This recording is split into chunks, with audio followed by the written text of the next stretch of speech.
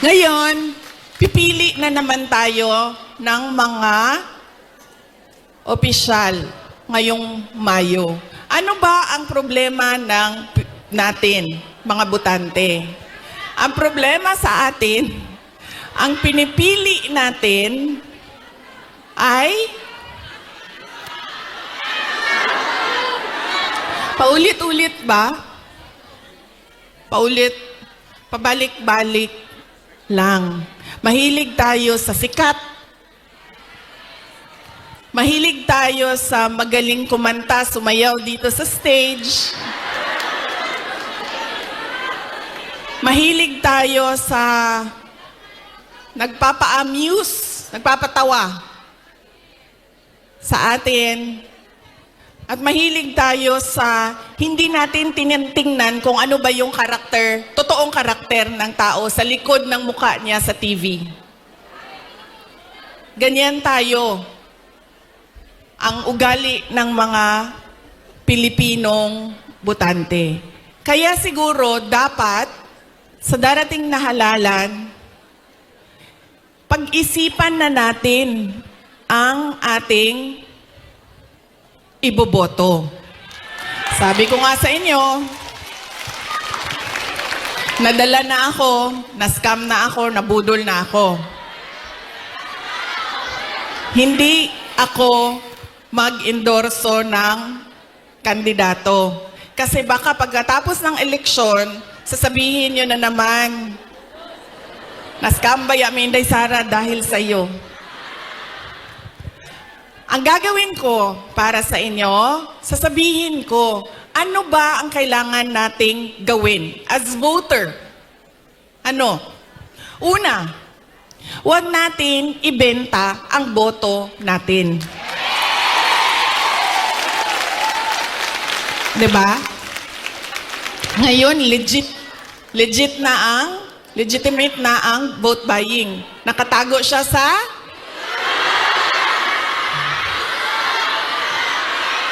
yan na, ma'am. Nandito na tayo sa topic na gusto mo, ma'am. Ayuda. Ganun na ang mga politiko ngayon.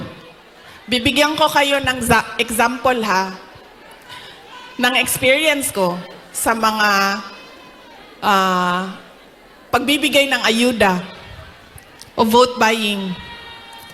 Noong barangay election na nakaraan, bago lang, tinanong ko yung isang kaibigan ko, ano bang ginagawa mo na suporta sa barangay candidates? Tapos sabi niya, ang ginagawa ko, humihingi ako ng tupad at AIX at binibigay ko sa mga barangay captain para ibigay nila sa supporters nila. So sabi ko sa kanya, okay, hindi ko magawa na ganyan yung suporta na ibigay ko sa mga local barangay candidates. Pero totoo yan. Hindi man pinag-uusapan, pero totoo yan na nangyayari. Nakikita nyo yan. Nakikita nyo yan doon sa mga probinsya ninyo. Kaya ang una, huwag natin ibenta ang boto. Pangalawa, pag tumingin tayo ng kandidato, tingnan natin kung ano yung promises na ginawa niya o sinabi niya noon. Tapos, tingnan natin, binigay ba niya yung kanyang promise? Saad? Unsa sa Tagalog ng promise? Pangako sa'yo? Binigay ba niya ang pangako niya sa'yo? O iniwanan ka lang niya sa ere? At sumama sa iba?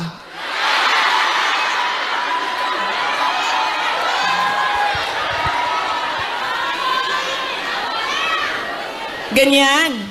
Ang pangalawa, na kailangan natin isipin. Itong kandidato na ito, paulit-ulit ko na to binoto, ha?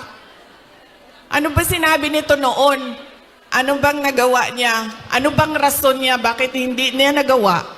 At ano yung mga totoong nakikita ko na nagawa na? Yan yung pangalawa.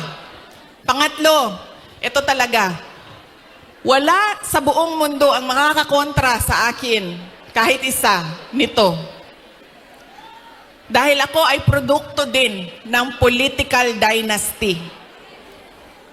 Galing ako sa pamilya ng mga politiko. Ang lolo ko, governor ng undivided Davao. Cabinet member ni Marcos Sr. Ang tatay ko, vice mayor, mayor, president. Mga kapatid ko, mga politiko din. Hindi dahil Duterte ang apelido ay iboboto na ninyo. Kailangan pag-isipan din natin. Duterte ito, pero ano ang maitutulong niya sa bayan? Ano ang magagawa niya para sa bayan? Kaya hindi pwede na pabalik-balik lang na apelido ang binoboto natin. Kailangan yung anak, yung apo, yung asawa, kapag tumayo sa harap ninyo, ay meron siyang sinasabi. Hindi yung tatayo siya at dahil Duterte siya, kakanta na lang siya para sa inyong lahat. Pangako sa'yo. Diba? Hindi pwede.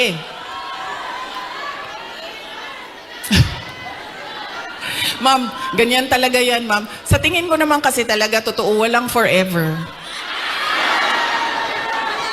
Kaya darating talaga ang punto na iwanan ka talaga. Si Ma'am Gemma, ay, shh daw. Shh.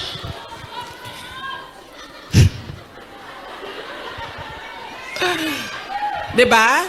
Hindi pwede yan. Hindi na pwede. Kasi yan yung ganun tayo dati. Oo, eto.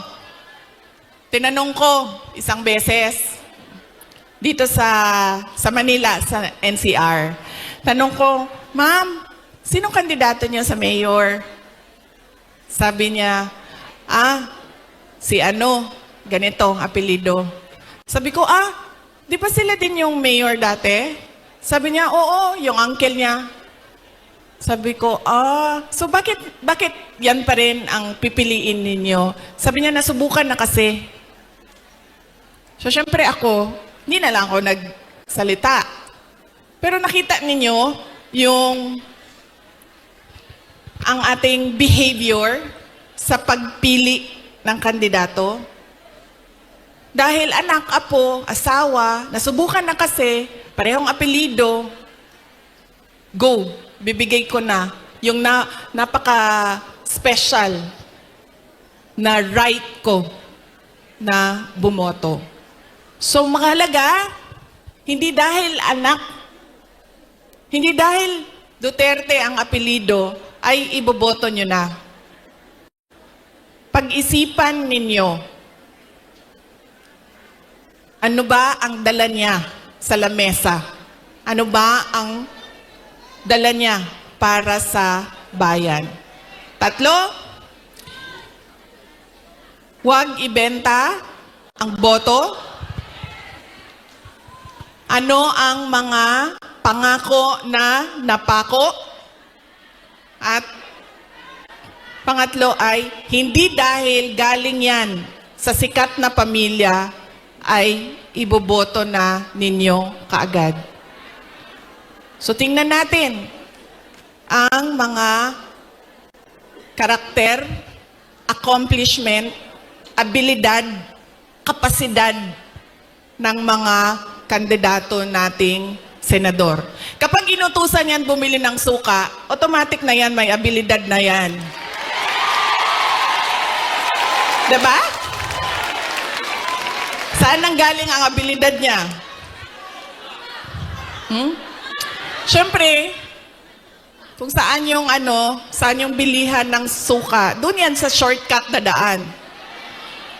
Hindi yan sa sa malayo na daan para mabilis dumating ang suka. Pangalawa, inutusan bumili ng suka. Napadaan sa barkada. So, ang sinabi ay, ayun na ng manggamamba. Kajut lang, ma'am. So, ang sinabi niya ay, pare, pahatid naman ito ng suka namin sa bahay kasi kailangan yan doon. Dito nang muna ako. 'Di ba? Abilidad. So, mahalaga yan. At kailangan natin pag-isipan itong eleksyon na ito. Kailangan natin baguhin ang ating pagpili ng kandidato.